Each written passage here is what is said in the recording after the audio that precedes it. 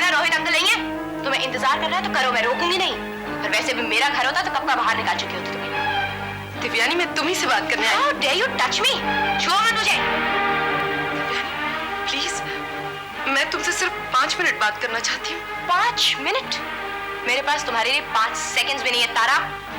सुनो तो सही देवयानी, तुम्हारी जो मर्जी हो करना, बस मेरी बात सुन लो।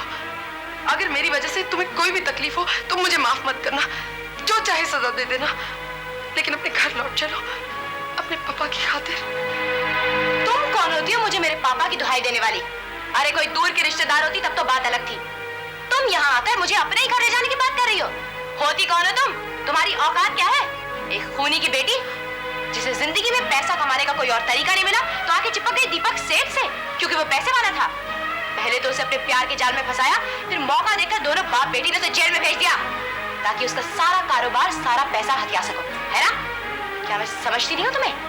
दोनों हाथों से माल बटोर रही हो तुम दीपक सेठ का। किस मुंह से बात कर रही हो तुम मुझसे? नहीं देवयानी, ऐसी कोई बात नहीं है, तुम गलत समझ रही हो। मुझे मत सिखाओ सही गलत, समझी?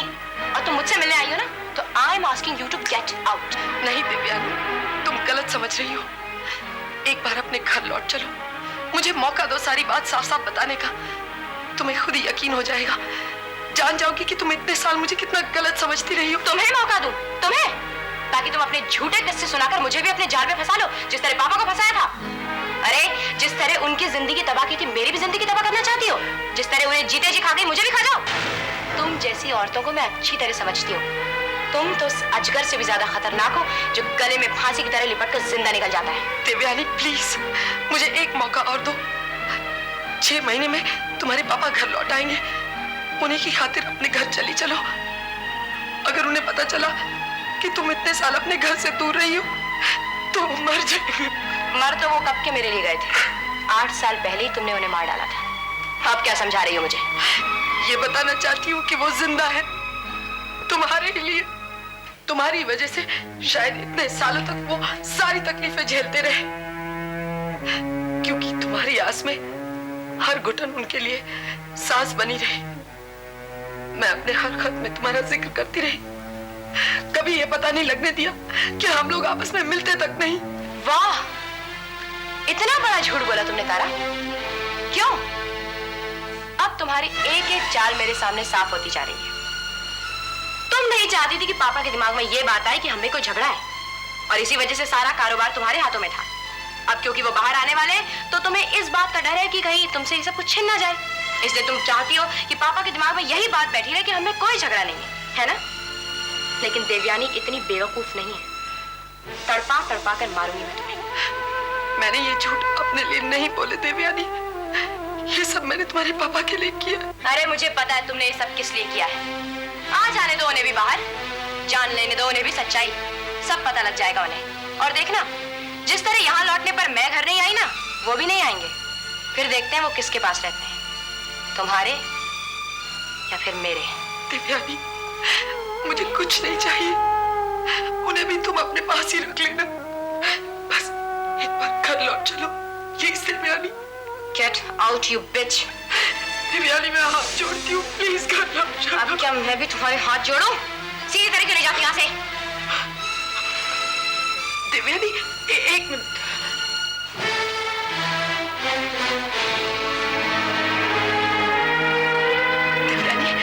देवयानी देख बेटा, मैं तेरे लिए लाई हूँ। अच्छा, तो नया तरीका खोजा है मुझे खरीदने का, है ना? कमाल है, मैं सोच भी नहीं सकती थी तुम इतना गिर जाओगी। हटाओ इसे and just get out from here. Devyani बेटी, प्लीज प्लीज घर लौट चलो, प्लीज।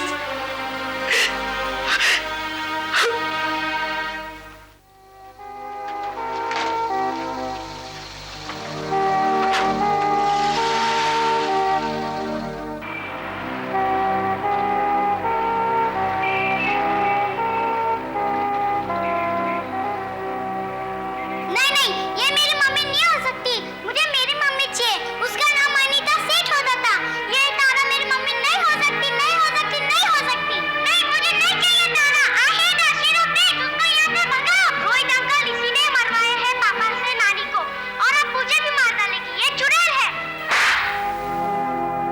देवयानी, तुम नहीं जानती तुम्हें खुश रखने के लिए मैंने कितनी कुर्बानियां दी है।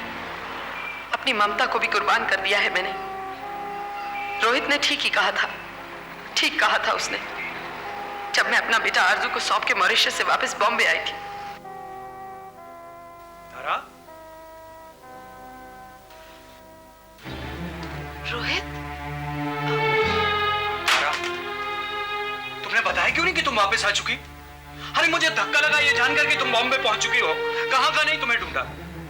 बता के क्या फायदा हो जाता? कमाल है। अरे तुम्हें नहीं पता मेरी क्या हालत थी। मैंने फोन किया मॉरिशस तो पता चला कि तुम्हें रवाना होकर 2-3 दिन हो चुके हैं। यहाँ शीना तक को भी पता नहीं। मेरी हालत खराब हो चुकी थी। देखो आइंदा कभी ऐसा मत करना। क्या नहीं करना? तुम्हें क्या लगता है ये सब मेरे हाथ में था? मेरे बस में होता तो पिछले 9 महीने जो मेरी जिंदगी में गुजरे हैं मैं कभी दोबारा ना आने दूं। बल्कि मैं तो कहूंगी मैं अपने दुश्मन पे भी ऐसा विश नहीं कर सकती। अरे ऐसा क्या हुआ है? जो तुम चाहती थी सब कुछ बिल्कुल वैसे ही तो हुआ है। हाँ, लेकिन अब एहसास हो रहा है कि मुझसे बहुत बड़ी गलती हो गई। पता नहीं क्यों मेरी हर छोटी से छोटी गलती की इतनी बड़ी सजा क्यों मिलती है मुझे। इंसान से गलती हो ही जाती है ना, मैं भी तो इंसान हूं। या फिर उम्मीद की जाती है कि मुझसे कभी कोई गलती ना हो, और अगर हो तो उसकी बहुत बड़ी कीमत दूं मैं। क्यों ऐसा क्यों होता है मेरे साथ? काश तारा मेरे पास तुम्हारे सवालों का जवाब होता, लेकिन अफसोस नहीं है। तो मैं क्या करूं रोहित, तुम ही बताओ, कहां जाऊं? तुम कहते हो मैंने तुम्हें आने की खबर क्यों नहीं दी? दे देती तो क्या होता? तुम मुझे एयरपोर्ट लेने आते और देख लेते कि मैं कितनी टूटी और बिखरी हुई हूं। इसीलिए ना, या इसलिए कि तुम मेरा दुख और दर्द बांटना चाहते थे। लेकिन रोहित, ये तकलीफ कोई और नहीं बांट सकता। ये मेरी है, मुझे ही भुगतनी है अकेले।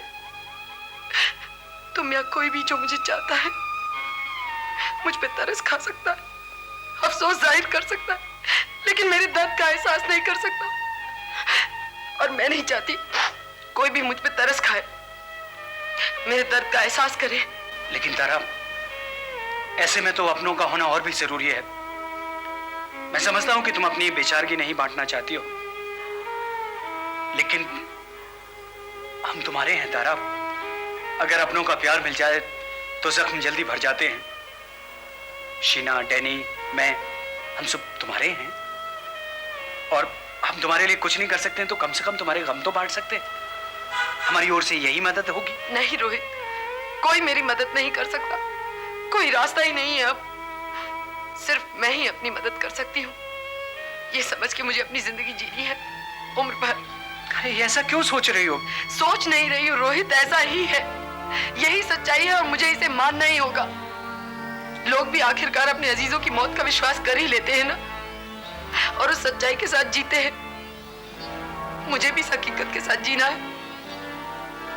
उसे कभी भूल तो सकती नहीं मैं, लेकिन मुझे ये मान के चलना है कि मेरा बच्चा मर चुका है। क्या बात कर रही हो तारा? अरे तुम्हारा बच्चा जिंदा है और वो आरजू के पास है। नहीं रोहित, मेरा बच्चा मर चुका है, मर चुका है। मेरी हालत उस आदमी जैसी है जो किसी सुंदर से बगीचे का मालिक हो, जो खिले हुए फूल देखकर खुश हो लेता हो। उसे नहीं पता मिट्टी में पानी देना या बागवानी करने की क्या खुशी होती है, कैसे कली खिलती है या फूल मुस्कुराता है। देखो तारा, अगर तुम्हें इस तरह सोच सोच कर टूटना है तो सब कुछ बेकार है। अरे अभी थोड़ी देर पहले तुमने कहा था कि सच्चाई को मान लेना और उसका सामना करना ही हर चीज का हल है। तो तुमने पहले क्यों नहीं सोचा कि सच्चाई क्या है? सच्चाई यही थी ना कि बच्चा पैदा होने के बाद आरजू को सौंप देना है। क्यों नहीं इसे जानने की कोशिश की? क्यों हकीकत से मुंह मोड़ा? तारा देखो, मैं तुम्हारे इस हाल को नहीं देख सकता हूं। I'm sorry रोहित, मैंने हमेशा चाहा कि तुम्हें अपनी तकलीफें ना बताऊं। तारा मेरी कोई बात नहीं। दरअसल मेरी दिली ख्वाहिश है कि इस वक्त तुम्हारा बच्चा तुम्हारे पास होता। जब तुम उसे पैदा करने के लिए इतनी दूर जा सकती हो तो उसकी परवरिश भी कर सकती थी। उसको आरजू को सौंपने की क्या जरूरत थी? मैं जानता हूं तुम्हारे पास इतनी ताकत है, तुम्हारे पास दुनिया को फेस करने की हिम्मत है। मुझ में हिम्मत है रोहित, और दुनिया की परवाह भी नहीं है मुझे। लेकिन दीपक की है, बहुत है। और मैंने और दीपक ने एक दूसरे से वादा किया था कि हम देवयानी के लिए सब कुछ बहुत अच्छा करेंगे, सबसे बेहतरीन। जब हमने सेठ होटल्स को देवयानी के नाम ट्रस्ट में बदला था, तभी एक दूसरे से वादा किया था कि आज से जिंदगी में जो कुछ भी करेंगे देवयानी के लिए करेंगे। अब अगर मेरा बच्चा यहाँ होता तो देवयानी के हिस्से का प्यार बंटकर उसे न चला जाता, और ये मेरा वादा तोड़ना होता। तारा, मैं दिल से चाहता हूं कि इस बात का एहसास देवयानी को हो कि तुम उसके लिए कितनी बड़ी कुर्बानी कर रही हो। और मैं दुआ करता हूं कि जितना प्यार तुम उसे दे रही हो वो एक ना एक दिन तुम्हें वापस जरूर दे। थैंक्स रोहित।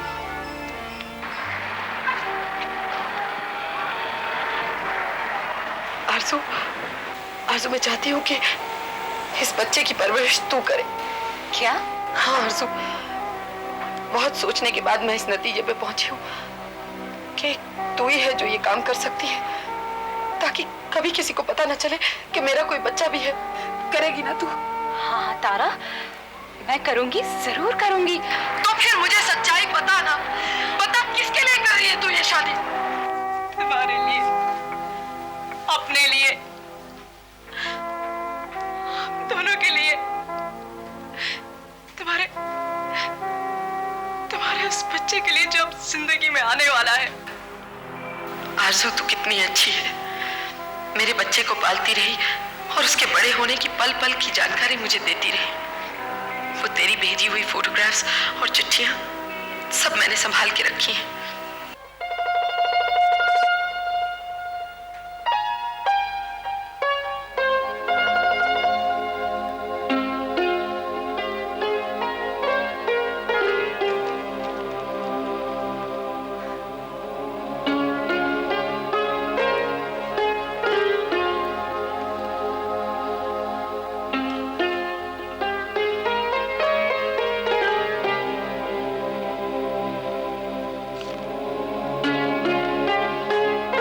डियर तारा, वैसे तो ढेर सारी बातें हैं तुझे बताने के लिए, लेकिन एक बात बताने के लिए मैं मरी जा रही हूँ। बताऊं?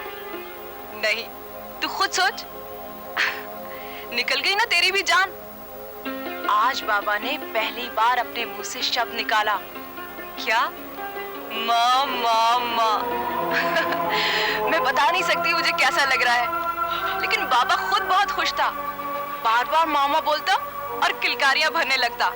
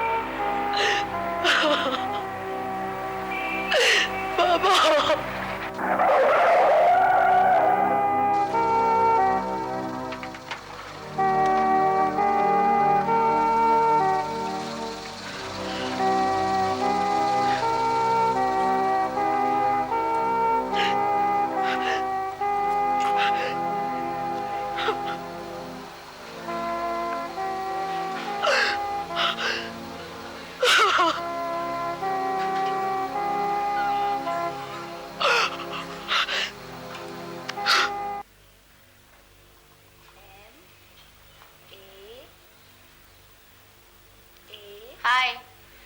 अरे देवयानी, आजा आजा, अच्छा हो गया तू आ गई। मैं तो बोर हो रही थी, सोच रही थी तू आ जाए तो बहुत अच्छा हो। क्यों? मैं ही क्यों? कोई और भी तो दूर कर सकता है ना तुम्हारी बोरियत। अरे यार, किसको पड़ी है शीना की? उनके पास तो बहुत अच्छी अच्छी चीजें हैं टाइम पास करने की। और वैसे भी ये दोपहर का टाइम बहुत बोरिंग होता है।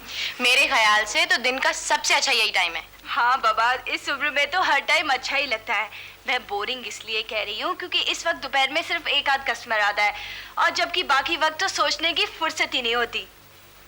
अच्छा एनीवे, बता house life? Very very good. अच्छा जल्दी से बता कि मैं कैसी लग रही हूँ। ये सड़ी हुई जीन्स पहनना बंद करेगी तो अच्छी लगेगी। क्यों, इसमें क्या गड़बड़ है? इन्हें पहनकर एकदम स्टूपिड लगती है, एकदम लल्लू सिंह। वही तो मैं लगना चाहती हूँ यार। जरूर चाहती होगी, इसीलिए तो पहनती है। छोड़ना यार, वैसे भी क्या फर्क पड़ता है कि मैं बाहर से कैसे लग रही हूँ। मायने तो रखती है मेरी जहनी खूबसूरती। मेरे दिल की खूबसूरती। अब कोई मुझे बाहर से देखकर थोड़ी ना कहेगा कि मैं कैसी हूँ, वो तो यही जानने की कोशिश करेगा कि मैं इंसान कैसी हूँ। अच्छा तुम ही बताओ, क्या किताब के कवर को देखकर कोई कह सकता है कि इसमें क्या है? क्यों? अरे बाबा, अब तुझसे कौन बहस करे, तेरे अपने लॉजिक है और दूसरे चाहे एग्री करे ना करें। तो तुम मुझसे क्यों एग्री कर रही हो? अच्छा चल इधर आ, मैं तेरे लिए कुछ नए कपड़े निकालती हूँ। नए कपड़े? अगर इसी तरह मुझे नए कपड़े देती रही ना तो एक दिन कंगाल हो जाओगी। कौन कंगाल हो जाएगी शीना? ये तो हो ही नहीं सकता, ऐसी एक नंबर की कंजूस है। क्यों तुम दोनों मेरी जान के पीछे पड़े हो हाथ धो के? क्योंकि हम लोग आपसे बहुत प्यार करते हैं और प्यार कर करके मार डालेंगे। तेरी तो मैं मान भी सकती हूँ, लेकिन इस नालायक का कोई भरोसा नहीं। ये थोड़ी करती होगी मुझसे प्यार। अच्छा, प्यार नहीं करती होती तो इधर होती, अपने पापा के पास नहीं चली जाती? कहाँ? झोपड़पट्टी में? फिर शुरू कर दी फालतू की बात। इनको मजा आता है, 100 बार दिन में सुनना चाहते हैं कि हम उनसे प्यार करते हैं। ऐसा क्या डर है मम्मी? कुछ नहीं। चलो जल्दी से कपड़े बदलो और ज्यादा होशियारी मत। Shriya, pick up this bag, come on. और उसे भी जगह पे रखो। You both are really funny. तुम्हें लगता होगा, लेकिन मुझे तो बहुत खिंच आती है। अरे हाँ, क्या कह रही थी मैं? ये श्रिया ने बीच में आके भुला ही दिया। अच्छा ही हुआ, जो बात हम डिस्कस करने जा रहे थे वो थी भी भुला देने लायक। अरे हाँ, याद आया, ढंग के कपड़े पहनने को कह रही थी मैं। मेरी तरह ना? श्रिया, फिर तुम बीच में आ गई। देख नहीं रहे हम लोग बात कर रहे हैं। श्रिया, ये तुमने क्या कपड़े पहन रखे हैं? बिल्कुल अपने बाप की तरह लग रही हो। नहीं तो किसकी तरह लगूं? आपकी तरह? श्रिया, आजकल तुम्हारी जुबान कुछ ज्यादा ही लंबी चल रही है। छोड़ ना यार, बच्ची तो है। लेकिन जब बड़ों से फायदे उठाने होते हैं तो बड़ी बन जाती है। अरे बाबा, तुम मुझसे हमेशा लड़ती क्यों रहती हो? क्योंकि तेरी जुबान कैंची की तरह चलती है। अच्छा भाई, कोई और बात करते हैं। जैसे शाहरुख खान कितना हैंडसम है। ओ गॉड देवयानी, अगली दफा तुम मुझसे मिलने आएगी ना तो ऐसे टाइम पे आना कि श्रिया स्कूल में हो। ये तो हमें बात ही नहीं करने देती है। क्यों? शाहरुख खान की बात करके मैंने कोई गलत बात की? Shut up Shriya. HDRH मतलब? हमेशा डांटती रहती हो। श्रिया की बच्ची, बोलना सीख लिया ना तूने डैनी की तरह। तो ये तरीका है इन्हें हंसाने का, है ना? और क्या, या तो डैनी अंकल को इधर बुलाओ या उनकी तरह खुद बोलने लग जाओ। बस अब मुझे देवयानी से बात करने देगी थोड़ी देर? हाँ, अभी तू जा और अपना होमवर्क कर ले। Okay bye. Bye bye. अगर तुम उसी बारे में बात करना चाहती हो जिस बारे में मैं सोच रही हूँ तो रहने दो। क्या सोच रही है तुम? तारा। सही है, लेकिन डिस्कस करना बहुत जरूरी है देखो देवयानी। शीना प्लीज, तुम्हारी बेटी यहीं पर है और अगर तुम उसके सामने अपनी बेस्ट फ्रेंड इमेज बिगाड़ना नहीं चाहती हो तो प्लीज चुप रहो। लेकिन देवयानी, मैं कुछ नहीं सुनना चाहती हूँ। और अब अगर तुमने तारा के बारे में एक भी बात की ना तो मैं यही समझूंगी कि तुम मुझे इनडायरेक्टली यहाँ से चले जाने को कह रही हो।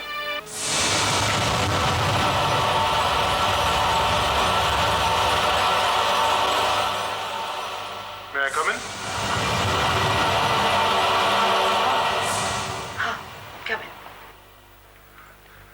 मैम, मैं ये पूछने आया था कि अगले हफ्ते जो 3 दिन तक हमने 1947 बार बंद करने का सोचा है, वो प्लान पक्का है ना?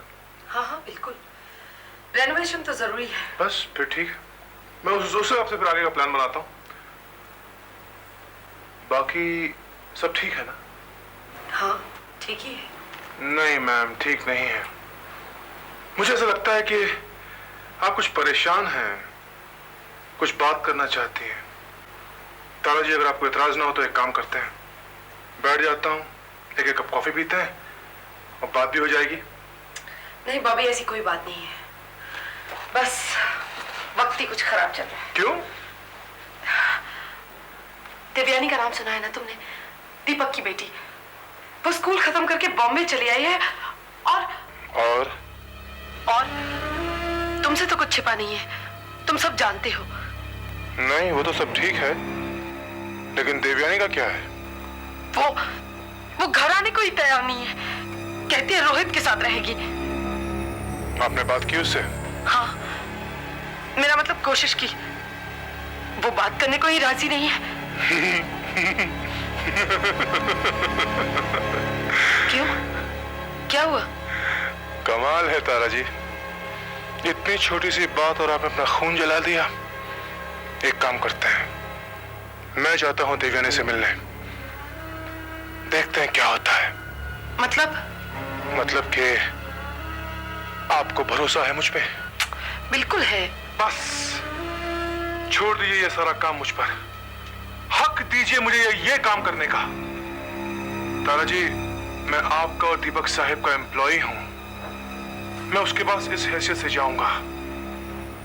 मैं इस बात की प्रॉमिस करता हूं आपको कि घर नहीं तो कम से कम उसे ऑफिस आने के लिए मैं कन्विंस करूंगा, भले वो घंटे भर के लिए आए। तारा जी, इससे शुरू शुरू में परेशानी भी हो सकती है। मैं उसके लिए तैयार हूँ। पक्का? बिल्कुल पक्का। तुम्हें यकीन है तुम ये काम कर लोगे? तारा जी, ट्रस्ट मी, मैं वादा करता हूँ। सच? आई मीन इट तारा जी। अब जाऊं? एक मिनट। ये देवयानी के लिए लिया था मैंने, उसको देना चाहती थी, लेकिन शायद उसे लगा कि मैं उसे मक्खन लगा रही हूँ या उसे फंसाना चाह रही हूँ। खैर, तुम उसे दे देना प्लीज। दे दूंगा तारा जी। अब तो जाऊं? हाँ। बाय। थैंक्स बॉबी।